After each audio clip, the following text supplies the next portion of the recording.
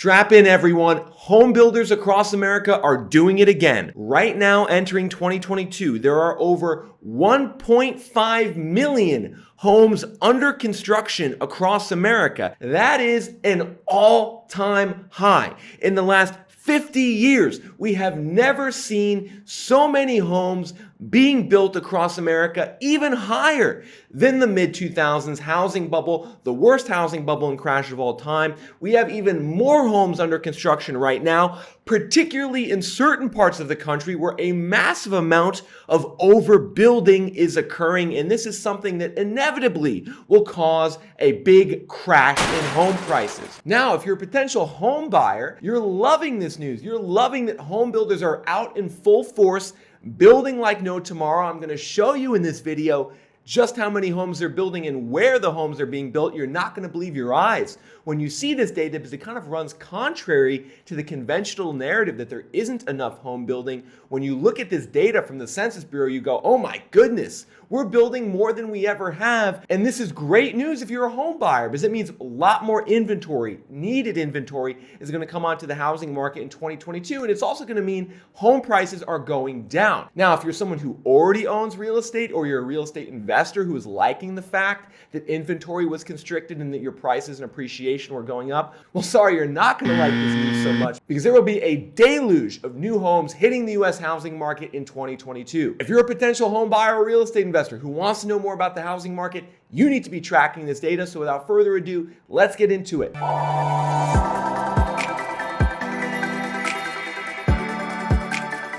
We're going to start things off with a very simple graph, folks. We're looking over the last 40 years at US home building across America, specifically the number of homes currently and actively under construction.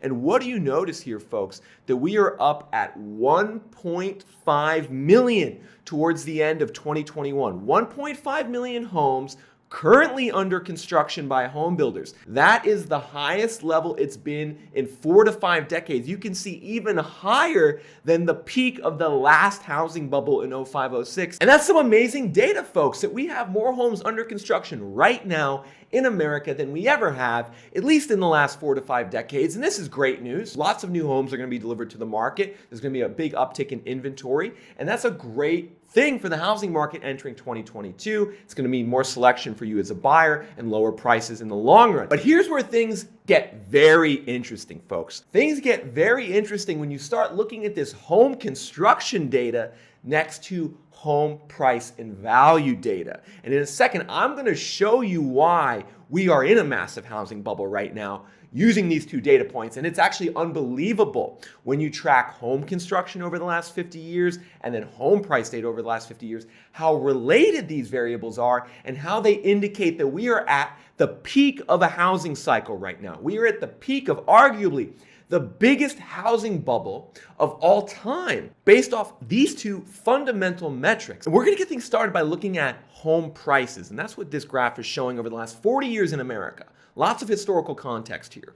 Home prices adjusted for inflation according to the Shiller Home Price Index. And important to remember, this is adjusted for inflation, adjusted for the wages and prices in the economy.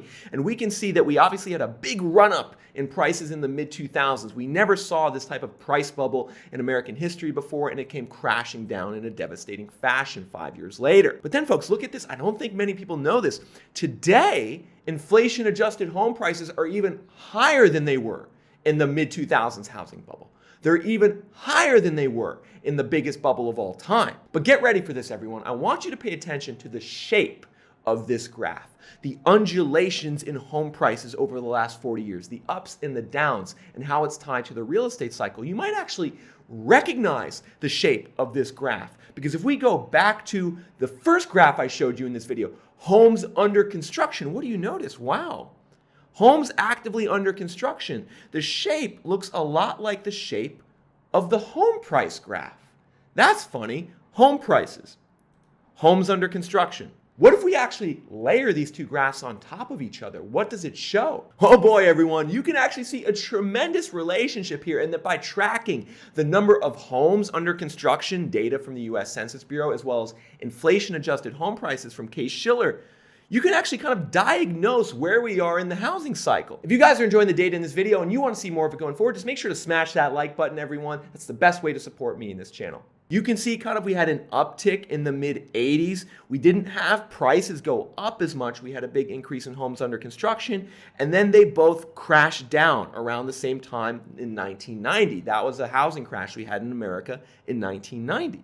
Then throughout the mid 90s and early 2000s, both homes under construction and prices surged to levels we've never seen. And then they came crashing down both in a cataclysmic way. And now we are in another situation entering 2022, where homes under construction are at an all-time high and home prices are at an all-time high. Are you all paying attention yet? We are clearly in a massive housing bubble by these two very basic indicators of the housing cycle. The construction data indicates how much home builders are building and how much they're overbuilding, which I'm going to show you in 1 second, that they're building too much relative to the fundamental demand. And the prices adjusted for inflation show you how much prices are above what people can afford. And when both are at all-time highs, that's a clear indicator of a housing bubble, folks. It's pretty simple. It's not complicated. And if you're someone right now who's struggling to make sense of today's housing market, just look at this graph. Now, I think some of you astute observers out there, I think some of you guys who are smart who are watching this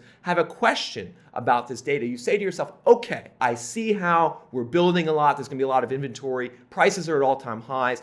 I see how that creates downside. But wait a minute.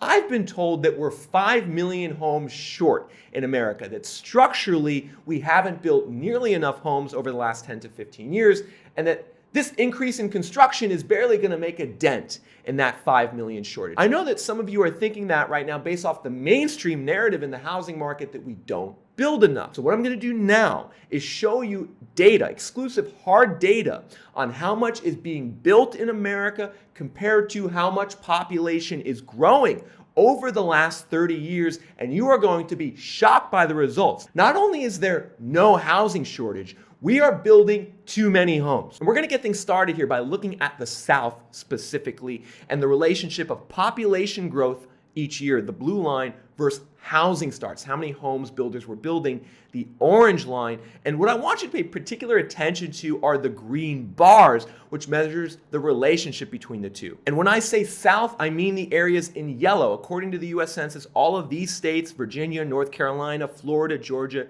Texas, Arkansas, Tennessee, these are all in the South, and they're comprising this data. And we can see that historically, on average, the yellow line shows that 2.2 people each year are added for every home that is being built. That's the average, 2.2 to 1. And that makes sense, right? Because not every person is going to occupy a home by themselves. If you have a family, if you have a couple, it's going to be multiple people in one home. So the average is 2.2. But what you can see is that there's variation around that average. In the late 90s to mid 2000s, we were probably building too many homes in the South because the population to housing start ratio was below the yellow line. Then from 08 to about 2012, there was a justifiable shortage of homes being built because all of a sudden we're adding 3 to 4 people for every home started. However, folks, pay attention to the last 5 years. The ratio of population growth to housing starts in the South has hit all-time lows. What that means is that we are now building more homes in the South relative to how much the population is growing than we ever have. And in 2021, it was actually the first year where more home construction started than the population grew. So what this means in layman's terms is that there is no fundamental shortage of homes being built, and that over the last 5 years, you can see actually that we've been below the long-term trend in adding population in the South relative to home building. Now, I know this data might be a bit complicated. Maybe it's coming as a big surprise to you because it's so counter to what you hear in the housing market. All you hear is that the demographic growth in the South is so robust and that not enough homes are being built. Well, it's not true according to the US Census Bureau data. But not only is it not true in the South, It's not true everywhere across America. Like if we go to the West Coast, which includes states like Arizona, Utah, California, Oregon, Idaho, Washington, take a look at the West Coast, everyone. Over the long run, the West Coast added 2.8 people for every home being built. So that was actually why home prices in the West Coast were higher, because we were adding more people, not building enough homes. But folks, that's completely reversed since 2017. Another 5 straight years below the long-term average. And then take a look at 2021, everyone. Population growth on the West Coast in America was only 35,000, below the long-term average of like 600 to 800,000. Now we're only down to 35,000 on the West Coast. Meanwhile, we're building 400,000 homes. The Midwest is the same situation, as is the Northeast. And so what this means is that no, there is no fundamental structural shortage of home building.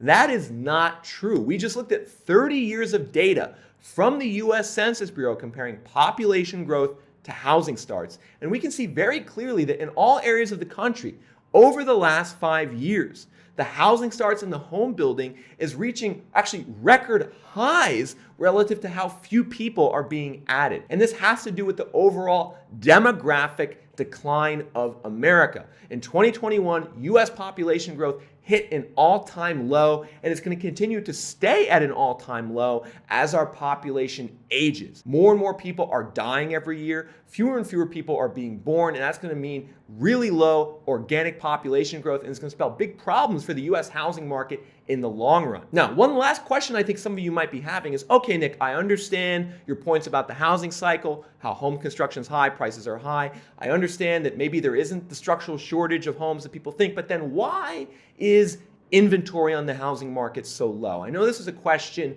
many of you have. Why is inventory legitimately at record lows? There's no homes on the market pretty much.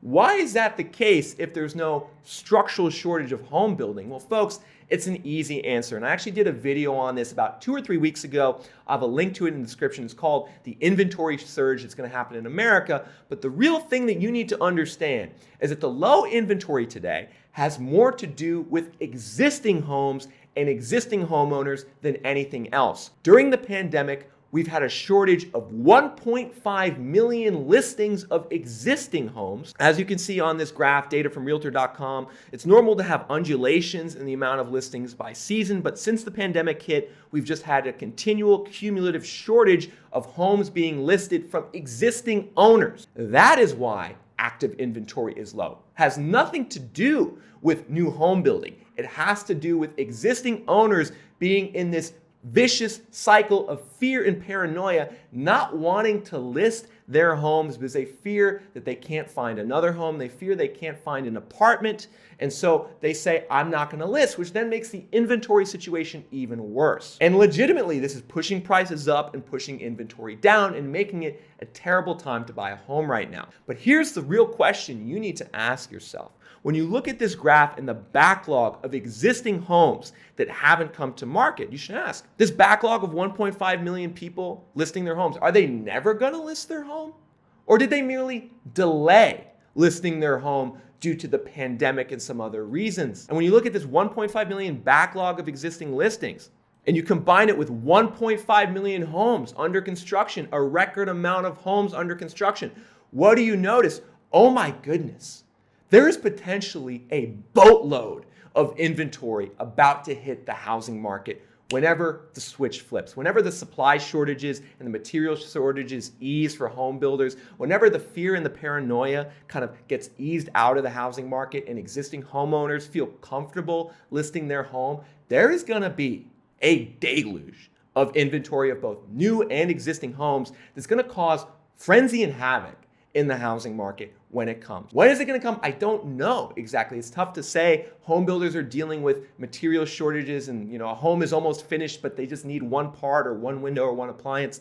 Whenever they get that part, the home will be delivered. Whenever the existing homeowner feels more safety in the market, less paranoia over the pandemic maybe, or over inflation, we'll potentially see them list. But what I think is important for you as a home buyer real estate investor is to focus on these fundamental data points. Focus less on the frenzy and the mania. Focus on the fundamentals, the data from the US Census Bureau on home construction, the data from Shiller on inflation-adjusted home prices. It's very obvious that we're at the top of a housing cycle right now, everyone. Do you want to be buying in this environment where prices are at all-time highs and you can't find anything on the market? Do you want to buy in that environment? It's a question you need to answer for yourself. All right, everyone, I hope you enjoyed this video. I thought it was really important to bring this data to light because there's so much misinformation and propaganda, frankly, coming from a lot of people in the real estate industry when they talk about this shortage of homes. It's not really true when you look at the fundamental data points, as I showed you in this video. So if you appreciated the content and you want to see more of it going forward, smash that like button into oblivion. Also, make sure to comment. Let me know in the comments below, what are you seeing in the market? When you guys do that, it makes me better at creating videos on this channel. Additionally, if you want even more data, hit the join button below and become a channel member. You're going to get exclusive access to the ReVenture monthly newsletter, a 50-page newsletter I come out with each month on the US housing market with insights and data you're not going to see anyplace else. The next issue comes out on February 9th, so if you want that data, you can see some of it on the screen in front of you right now. Hit the join button below, become a channel member. The cost is $5 a month. All right, everyone, until next time, this is Nick from ReVenture Consulting signing off.